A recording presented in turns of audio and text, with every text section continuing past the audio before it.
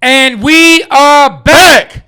Hey, look, man, I'm gonna get right into it, man. We just heard some news that's kind of crazy, man. I don't know if you stuck in the Will Ferrell movie or what's going on. I was feeling the beat, man. I was feeling the intro, man. That's how the beat was going. You stuck in the Will Ferrell movie, man. What's the name of that movie, man? I can't remember the name of the movie, man. Semi-Pro. Night at the Roxbury. Night at the Roxbury. That's right. Yeah, that's what Q-Tip and the girls got it from when they did it in the Vibrant video. Okay. That's where they got it from. Okay. They got it from their movie because that's the dance that Will Ferrell and the dude that's in the movie with them. That's what they would do on their way to the club. Yeah, that's what they would do. But anyway, man, we just heard some news that's Atlanta Falcons related, and we're only gonna stay on the Falcons about 10 minutes, man. But the news just came down from Adam Schefter that Michael Penix is likely out for the rest of the season. What's your first thought?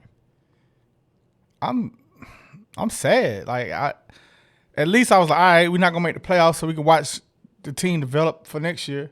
Damn, we set back for real. I'm not excited about that, man. And it concerns me that do we have damaged goods? I don't mean to put that out there because I like Michael Penix, but the question is, did we draft damaged goods? Well, the first thought that came to my mind, I don't know if I even want to share it publicly because I don't want to put certain things out there into the atmosphere. But the first thing I thought about, and I think I said, I was like, man, we're going to have to get another quarterback at some point. I just worry about his health. Like, I really like Mike Penix. Like, I'm a huge fan of Mike Penix. We wanted Mike Penix before the Atlanta Falcons even drafted him. We were talking about Mike Penix in our group chat before they even went to the combine. Before that man played his national championship game against the Michigan. You know what I'm saying? Like, before they played them, man, I'm telling you, we were talking about it. I You remember that? yeah. And so when we got him, I thought we would get him in the second round because I thought because of his knee injuries, he may fall, right? Me too. But they got him in the first round. So I'm a big Mike Penix fan. But when you talk about now our quarterback who suffered 2 season-ending knee injuries in college, and this is different than those, but here we are in his first full season of action, suffering a season-ending injury. You know, it makes me wonder, like, is his body going to hold him up, watch his back, or is his body going to betray him? And that's a scary thought when you have a young quarterback that you believe in, that you feel like can do some great things, and you just drafted, man. It's not a good feeling. It's not a good feeling at all in the city of Atlanta right now when it comes to quarterback and the Atlanta Falcons, man. Is our team just like, what's up? Like, geez. Morris ain't hitting on nothing, man. Zach Robinson ain't hitting on nothing. We lose our starting quarterback. Kirk Cousins come in. I'd say we win 7 games. Maybe we can make it the Kurt Warner story. Maybe you could just win the last 7 games. I don't know. Take it to the playoffs. The Kirk Cousins is gonna make the Kurt Warner story. Okay, didn't they start off pretty decent though? Didn't they start off okay? Who? The Rams. I don't know. I think they started off pretty decent. Nah, he was like how he got drafted. He was like, you know, he's a undrafted free agent, worked at the grocery store. I know the story. Yeah, so he didn't start off decent. I'm talking about once he got in. Oh, when he got in, he killed it. Oh, yeah, he killed it. That season started off decent. Yeah, he killed it. That's what I'm saying. Yeah, but this is a different type of story. I ain't saying the exact same pathway. I'm saying the touch your heart, you know, going through struggle, winning type stuff.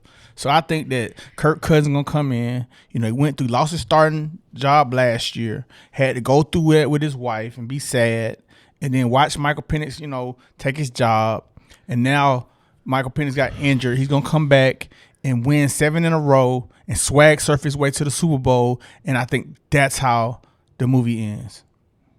Well, I guess at this point, when you hit a certain low, all you have left is some delusional optimism. I guess, hey man, I ain't gonna lie, bro. I guess when you hit it, I'm talking about because the Atlanta Falcons had a harder fall than Zachary Richardson had against the Phoenix Suns. You know what I'm saying?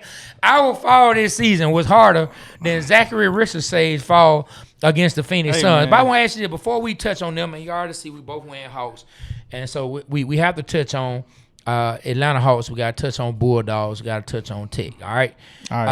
But let me ask you this, man. Where do the Atlanta Falcons go from here? If you are the Atlanta Falcons, what's your plan of action over the next 7 weeks? All right, man. Look, I don't want to play with nobody's livelihood. You know, I do care about other people's lives. But at the end of the day, it's about our city. And our city don't care about other people's lives. And we don't want to lose the fan base. I would definitely immediately fire the entire clean house this week. Everybody gone. This week? This week. I may keep intern Rich. I'll be Rich. You know, his last name is Brich. So I'll be Rich. I keep him because he got the name. And he been doing good with our defense. And let him do the interning on out, see how he does, and go from there. But everybody go. I don't know what Rich McKay has to do with this, but he got to go too. Just start fresh and new. I know everybody's saying Rich McKay. I like Rich McKay. You know, he been a right-hand man to Arthur Blank, helped do a lot of stuff in the city besides just the Falcons. And, he does a lot of stuff for his organization. So I like him. But, let's clean house. Let's start new. Let's get some good football people around Blank, and let's start over, man. Rich McKay ain't going nowhere.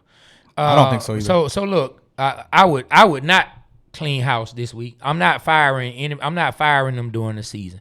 I'm waiting till after the season. We just saw what the Jeff Ulbrich led team is going to look like. We just saw that in the Jets. I'm not saying the Falcons are the Jets, but we look to be a little dysfunctional and inconsistent the same way the Jets were last year. I'm just not doing. I'm just going to let them ride it out. Now, I'm behind the scenes, or I'm already letting it be. I'm letting it be known that I'm already starting to do my due diligence, start to figure out who may become available, where do I want to move forward with my team, what's the next kind of coach I want. I don't think we need to go. We definitely don't need any more retreads. So I'm not on the Mike McCarthy boat. I'm not on the John Gruden boat. And I know majority of y'all out there ain't saying John Gruden. My partner over here, he said John Gruden would be somebody he would be interested in. It's not the crap on him. I'm just telling you why I brought John Gruden up. No Mike McCarthy for me. No John Gruden for me. I certainly am glad they didn't bring in Bill Belichick, and I wouldn't go back down that road again. It would be crazy if we hear Arthur Blank circles back around and lands his jet in North Carolina to talk to Bill Belichick about coming and saving the Atlanta Falcons. No more retreads. Look, let's get some more life in here. The only way I would possibly take a retread is if whatever Matt Chernoff said about Matt LaFleur coming open would happen. But other than that, man, I'm looking for something. I'm looking for something a little fresh. And I may not just go for the hot name, man. Let's look at the organizations that have stability. Man, you know what I'm saying? I mean, let's try to pluck something from their trees. I'm like this, man. I like this. I'm explaining. I'm break this whole down. I hear what you're saying. I respect what you're saying. And whatever way, like, let's just make it right. But in my train of thinking, you get John Gruden. I like his energy. I like what he brings towards the team. Get him to be the head of it, the head coach, and then he surround himself with some offensive geniuses that can just really, make the right play calls and just have our team looking good and get you a great defensive coach. If and I feel like if he had those in place, I feel like he could be the man to take us to the chip. I really do, man. I've always liked him. No matter where he is, I always liked his attitude, the stuff that he brings to a football team. I know they say he took Tony Dungy's team and won. I know he was a part of that the Tom Brady the field goal the tuck rule and all of that. So yeah, he was the coach of the Raiders. Yeah, so I mean, I think he's a winner. You can say what you want to say, but I think he brings that mentality, and I think the Falcons need that.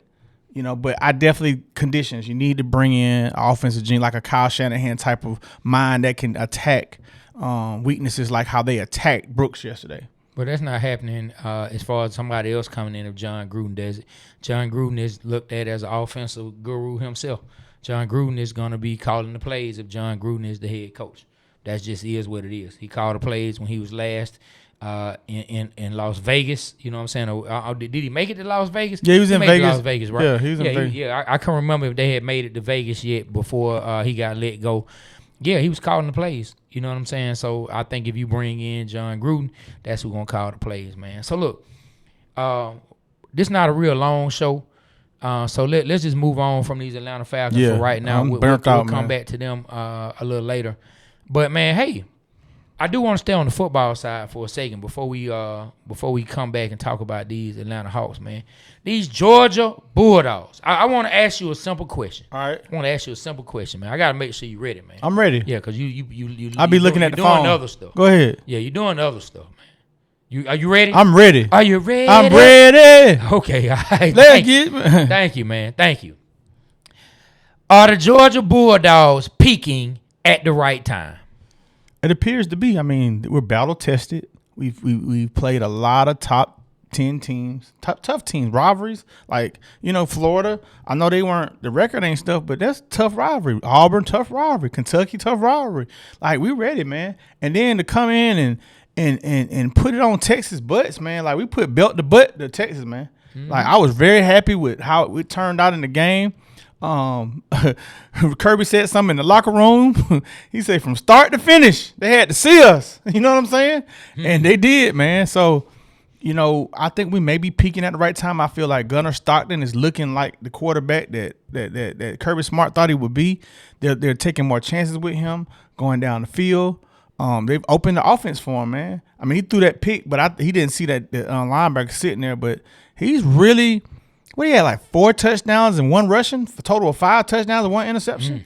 Like, hey, can we say Heisman candidate? You know what I'm saying? I mean, I think it's worth discussing. And all y'all out there who said that the Georgia Bulldogs would have been better off if they kept Carson Beck. Boy, what the heck? What is wrong with Carson Beck, man? I bet you don't feel the same way now, do you? So I say this, man, coming from somebody who has not been the biggest believer this season in the Georgia Bulldogs. There was a lot of inconsistencies, man. When we had Davin Bellamy on here, he kind of broke down how the team was young and the way Kirby and them maybe doing a little more bend but don't break right now as they continue to grow. And I think we're starting to see them grow. I think we're starting to see this defense starting to round into, those older players who are more experienced, man. I think the Georgia Bulldogs are peaking right at the right time. I think other seasons we either were just straight flat, meaning not like flat like bottom, but just like we weren't going down, we weren't going up, we were just going, in a straight line. And then when it came to the playoffs, we got dragged down. I think this season has slowly been going up. Hey, I thought of you. I think it's been. I thought of you this week. I was like, they got it right. FedEx delivered the game plan before the game. Hey man, I thought about you. Hey man, I'm telling you, man, I made that happen, man. Yes. Hey man, somebody shoot me something, man. My Cash App is PayTray now. You can send that over to. You know what'd be funny if somebody. Hey, listen, don't send nothing to that Cash App name I just gave, cause that's not real. You're gonna lose your money. You know what I'm saying? You want to send something? Send it to $Trey Play. You know what I'm saying? That's real. And right after sending him to the Be Rich 404. You know what I'm saying? But now they seem to be coming into their own right at the right time. I'm seeing more players on offense making plays. I'm not just seeing tight ends and running backs making plays. We're seeing receivers making plays. Like you said, they starting to let Gunnar go downfield more. I think that has to do with the trust in the wide receivers as well. They know Zachariah Branch is a big time difference maker at wide receiver, right? But you're starting to see some other guys. Now, what's his name? Kobe Young. Kobe Young is still out, but you're starting to see some other guys. Who's that, Noah? You're starting to see some other guys, man. Noah? Yeah. You're starting to see some other guys two of them. who catching some passes, catching some touchdowns. Oh, the tight ends, Humphreys and Lucky. They're looking good. I'm trying to tell you, man. You already know, man. Davin called them. We called them avatars. You know what I'm saying? He said they like aliens. So big. You know what I mean? But so tall, man. But I think the Georgia Bulldogs are peaking at the right time, and I think they will be a problem, and I think they're going to ultimately be a problem for the team that we're going to discuss as well, and that's when they meet up in 2 weeks and they play the Georgia Tech Yellow Jackets. Yeah. Now, Georgia Tech, man, hey, shout out to Georgia Tech, 9-1, first in the ACC. Got to give them their props. Let's give it up for them. Let's give it up. Let's go hit the sound, Mario. There we go. Yeah. There we go. Hey, I was impressed by how Georgia played when C.J. Allen went down. They still held it up. But go ahead, Georgia Tech, man. Yeah, man, Georgia Tech, man, 9-1, first in the ACC. Man, took care of Colorado, Gardner-Webb, Clemson, Temple, Wake Forest, Virginia Tech, Duke, Syracuse, lost to NC State. Came and bounced back against Boston College. I don't like the way they won against Boston College. A win is a win. But, 36-34 over a team that's not even ranked. Right after you just lost to a team that's not even ranked in NC State. I want to see some more coming from them. Now they have Pitt coming up. Pitt is 22. Pitt was like number 1 in the ACC for a while. So this should be an interesting game. It's gonna be tough. This will be Saturday night at 7 p.m. It's going to be an interesting game. Where is that? Man, it's here. It's here. Yeah, night. it's here. down in the flats. Gotta go holler at our boy. Yeah, down in the flats, man. Yeah, man. So it should be a very interesting game, and that game, in my opinion, that game is going to be a deciding factor on the momentum that Tech is going to go into this Georgia game with. I agree. I feel like if they lose to Pitt, even though Georgia's a rivalry, they're not losing. You're gonna feel like the season is just about over. You know what I'm saying? Because they're gonna have to beat Georgia to get in. I think if they win, though, I think that momentum going into it, we are who we said we are, and we getting ready to prove it against Georgia. But ultimately, I'm sorry if I had to pick. And I know it's way too early prediction. Man, I just think Georgia peaking at the right time, man. Yeah. And it has nothing to do with my love or loyalty for one team over the other. And I do think this, man. I think Georgia Tech, I think Georgia took the game lightly against Georgia Tech last year. I think they're probably going to take that personal. I mean, King, boy, he can't do what he did last year. And I know Tech feel confident on what they done. So this going to be a good one. Georgia going to have some they gonna have some stuff that they mad about. Man, they got something to prove. I'm gonna be honest, man. Georgia has something to prove. Mm-hmm. It's gonna be I think it's gonna be a great game. And I want it to be a great game. Yeah. And so let's see what Georgia Tech does against Pitt. Let's hope Georgia gets out of this this game that I don't want to disrespect anybody in college or any program, but we know there are programs that have less scholarships and so they have less prime athletes, less of the top athletes. So this game they have coming up, let's hope everybody gets out of that game healthy. Same for Georgia Tech when they play Pitt. And let them meet in the bins, man, and have a good old fashioned really, really knockout, drag out fight. You know what I mean? I'm talking about like when the Duke brothers got the fight, man. I remember, boy. See now this is gonna date me right here, and it's definitely a date be rich. But I'm just telling you, man, it was a big moment on TV. But when the Duke brothers started duking it out, you know what I'm saying? You remember that? You remember the Duke brothers got into a fight on the show? Yeah, man. For y'all that don't know, we talking about the Dukes of Hazzard, man. When the two yeah, man. When the two brothers got into a fight, it was like who gonna win? Who gonna win? Who gonna win? Hey, you know how they used to have that dude? He's like, he's always say something funny at the end, like with something. Well, we'll tune in next week to the Dukes. Who gonna win? They used to have some really good stuff, man. Yeah, Boss man. Hogg, Roscoe Pico Train. Yeah, so it's gonna be like that, Daisy man. Duke. Yeah, man. So I think the Daisy Dukes, the girls wear, that name came from that show. Daisy Duke, the sister of the Dukes. Did you know that? What?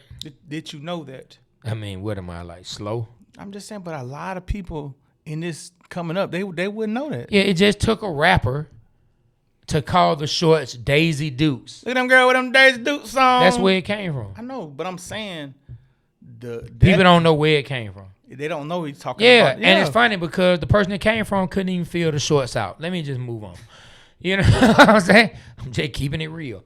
I'm just keeping it real. You know what I'm saying? I'm just keeping it real, and I'm gonna leave it at that. I'm done. I've said enough. You know what I'm saying? I'm done. You know what I mean? But look, man. We before we get up out of here, man. So we have to move to one of our other sports franchises, man. Like the Atlanta Hawks, since Trae Young's injury, have been balling. On the 30th floor. Man, do you know that the Atlanta Hawks defense in the stretch of games since Trae Young's been hurt is now ranked as the number one defense in the NBA during that stretch? Not overall, because they played 4 games and then Trae went down in one of those games. But during that stretch of games, they are the number one rated defense in the NBA right now. And I just saw it today, a top 10 offense in the NBA during that time. So here's my question. Is it time for the Atlanta Hawks to consider moving on from Trae Young, considering the way the team is playing without him? All right, so y'all know how I feel about Trae Young. I'm a big Trae Young fan. I should wait and see on that. But I will say this, and I'm gonna answer your question. I ain't gonna wiggle out of it like that. But it's just some things that's going through my head right now. Big O, he stepped the F up, man.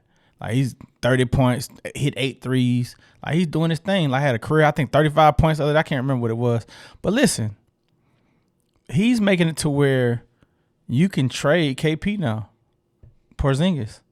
Like it's being talked about. I found it's being talked about there, but I just thought of it this morning. I'm like, man, dude, like because KP's missing a lot of games because of management, time management, whatever. So that's an option. And then Trae Young, I mean, we all said that the defense was gonna get better. It's like they're gonna play. They got two of the best defensive players in the league playing the wings. So we already knew that. It's interesting. You know, do we give Trae the max that he's eligible for this year, and strap our team in cap purgatory, or do we trade Trae for a great asset to help out? You know, like a player, a draft pick, what have you, something that's if I get rid of Trae, I definitely want an all-star in return. Do we do that and make our team better? And then coming in, we got the Pelicans pick, and they're saying that this draft class is a deep draft class, and Atlanta's probably gonna walk away with something sweet. They keep saying, I don't know if they got it projected. I think the NBA's rigged, bro. I guess Atlanta's gonna get the number one pick. It's gonna get a generational talent, and that's where we're going with it. But I'm kind of dreaming right now. I pray you right. Yeah, but hey, we looking sweet, man. The new GM, DJ Smalls, lookalike, and he was it Ansi? Ansi Salah. Yeah, Ansi, man, he fire. He got our team sitting pretty in a good position, Trey. So you can trade Trae Young and become a better team. Or I was thinking this last night. Matter of fact, we was playing the Suns last night. We was up by 15, then got down by 20, 25, I think. 21.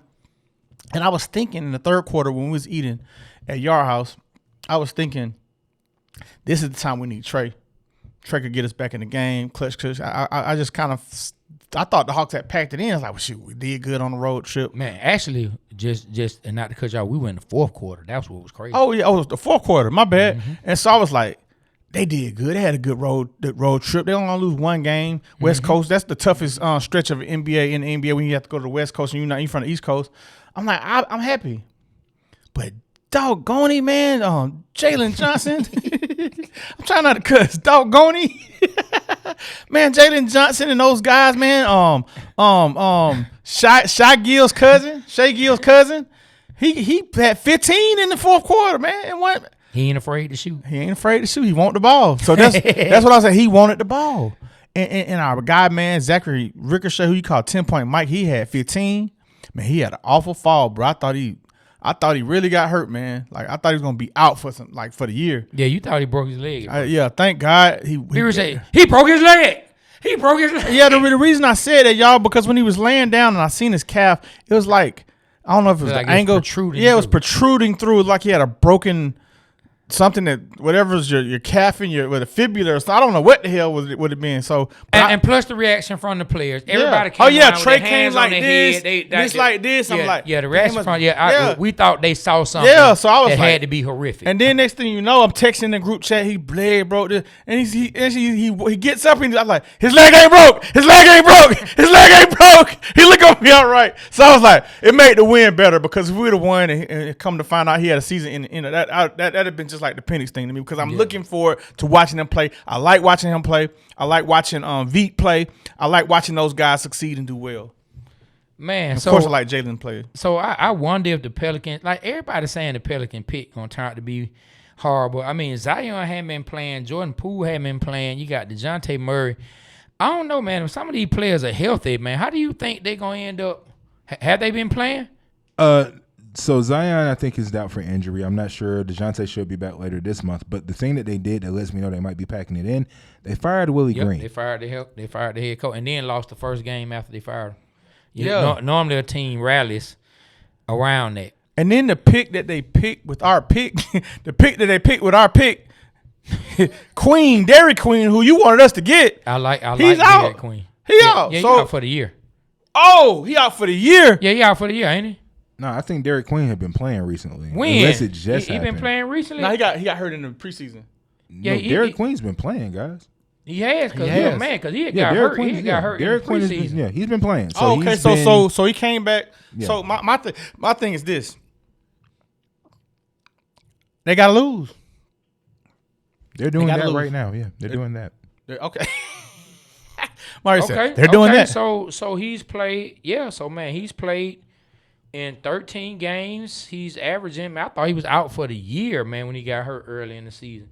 What is he averaging? He averaging 10 points. Hey, man. He's like 10. I think 10, 9, and 5 somewhere around there. I mean, if Ricochet is promising because of that, I mean, Ricochet don't average 10 points a game, sir.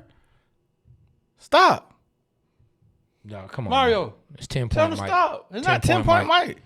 Ever since he said that he ain't scored 10 points. Yeah, those numbers been going up. Scored 11. The numbers are going up slow, man. Thank you. I mean, that's only, and he was a vital part. He was a vital part of us coming Trey, back when we was down by 21. When he failed, they went ahead and but they were down by what, 16? Look, man, I don't want to make this a crap on Ricochet. Yeah, man, crap on me. What are you talking about? Because that's why you don't like Ricochet. But anyway, man, let me go back to you say we should trade Porzingis. I'm on the opposition. Do not trade Porzingis. Keep Porzingis on the team. You need him for height. You know what I mean? Keep him for height. Some of those games where we number one rated in defense and 10 in offense, he played some of those games. Let's not act like he didn't contribute big minutes in some of these games. He did and contributed, made big shots and some rebounding in those games. Like I love what Big O is doing, but you still are on the smaller end when you talk about having to face teams that have true centers and true rebounding. We suffer in that area. You know who I want to get? He's out for the year, but I really want to get dude, man. He's from Atlanta. He went to Woodward Academy. I want the Hawks to somehow get Walker Kessler, man. Like he got some defense and he can rebound. If he can learn how to shoot, oh my. But I want to see us like I thought about that because you said we need him for height. Yeah, he can come off the bench. Like if we had him, there's no telling what we could do because Buddy I think he came in second in shot blocking last year. He was up there. Yeah, but I'm not trading Porzingis. And plus, what you gonna get for Porzingis? Like what do you really? I got the answer, Trey. He's on a very friendly contract and it's 1 year. We could get some. We can get some assets for it because people want to trade. Like it's some superstars out there they want to get rid of because they're not doing good. They don't want the contract. They want to start over. I think we could get a superstar now. Get a superstar? Yeah. People want to get rid of contracts. We did it. We got rid of a lot of superstars. We got rid of Millsap, Harford. Did we trade Joe Johnson too? I can't remember. I'm trying to remember if Joe Johnson was traded or amnesty waived. I can't remember. I think Marvin was amnesty waived when we traded. And we gave away those for some assets, bro. Hold on, because we almost done with this particular show because of timing. But hold on. You said, let me just get this straight. And there's no knock to you, gentlemen, because I'm talking about, look, you're 1,000 times better than I've ever even dreamed to be. In my dreams, I'm not even as good as 10% as you are, all right? But you said super. Hold on. I'm sorry. You said superstars. You're right. Then you said Millsap and Horford. And I'm just trying to let the two like my brain all stars. You remember that old commercial that said this your brain on Drew, this your brain on B Rich's tape. You know what I'm saying? That's what was happening to me. My brain was turning into a fried egg right on the spot. All right, sir. so let me clarify. Okay. We want your brain to turn on fried egg. Okay, please. Make me hungry. So I think we can get like some all-stars in return. I think we can get a good starting all-star player. Okay. For Porzingis. Okay. But okay. All right. We'll see about that. But I do. When I said okay. I'm not an NBA GM. I'm trying to convince myself. I can't stop it from happening. But but look, let me say this before we get up out of here. When it comes to Trey, is it time to start thinking about getting rid of Trey Young? Yes, sir. Man, I'm gonna be 100% honest, man. If I'm the GM, yes, I have to start thinking about how my team is playing without Trey on the floor. And this is no knock to Trey. I just have to look at what's best for the team moving forward and what I'm gonna have to spend and what I can probably bring in that can help this team move forward. Defense getting better. I mean, that didn't happen by accident. And immediately, once Trey gets back in the lineup, that defensive rating is going to drop. It just is. And for all the people who said Trey doesn't play bad defense, I don't know that we got somebody in the room who got somebody. Get the camera on me. We got somebody in the room who said Trey doesn't play bad defense. I say he's improving. And then putting words on my mouth. Yeah, okay. Yeah. So he had couple steals. Last year, had the most steals he ever had. Oh yeah, woo, woo, woo, woo. But instead of burning 3 eggs, now you only burn 2. Good job. But this is what I'm saying. this is what I'm saying. I'm just saying. It just is what it is. But look, this is what I do want to see when Trey comes back. And Trae Young don't need me to challenge him to do anything. But this is what I would like to see from Trae Young as a leader. That ball movement that we're seeing now, I'm seeing more passes. I'm not seeing that ball stick with people as long as it used to stick with people when Trae was in. Now, it could also now to Trae, let me get this point out. To Trae's defense, it could be a situation where when you have someone who's really good, you find yourself watching them. You find yourself putting things on them instead of demanding the ball or putting yourself in a position to get the ball because when they're out and you don't have to depend on them. But I will say the ball needs to move a lot more once Trae Young comes back. I'm seeing, like I saw last night, 4 or 5 passes in a possession multiple times. I'm seeing people cut to the basket. I'm seeing the ball hit somebody's hand, bam, and not even catching it, trying to see what they're gonna do. I'm talking about bam, bam, and it's going bam, like the ball moving. We don't see that a lot with Trae. Like, that's something we're going to have to see. If they want this offense and they want to become the team they're going to become, Trae may suffer a little bit in the assist department because the ball is going to have to come out of his hands as far as a one-on-one situation, being the like just dominating the ball so much and needing to dribble so much. There's not so many dribbles. You know what I'm saying? Get off the ball, get in your spot, move around, get the ball, pass it. Let's find an open man. Let the offense flow the way I see these other teams be tearing us up, be abusing us out there on the court. I look at these teams, man, they just pass, and the basketball sticks with us a little too much to the fact that, man, who does the NBA ball? Spalding?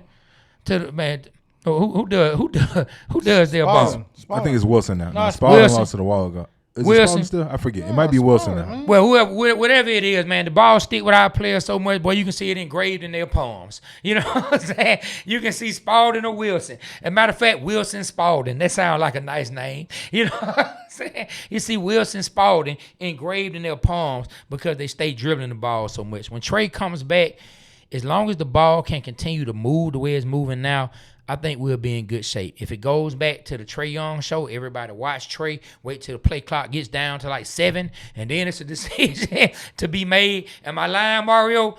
Yeah, that's how it looks. You know what I'm saying? As long as we don't do that, I think we'll be fine when Trae comes back. But yes, the GM, they have to take it into consideration. I know Mario got to go, but real quick, would you trade Trae Young straight up for Ja Morant? No, and I like Ja Morant.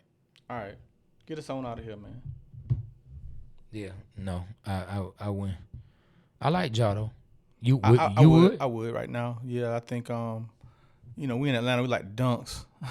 Ja Morant can dunk. Plus, he's a good player, man. Like good, he's I'm only making that trade if I feel like Ja is better.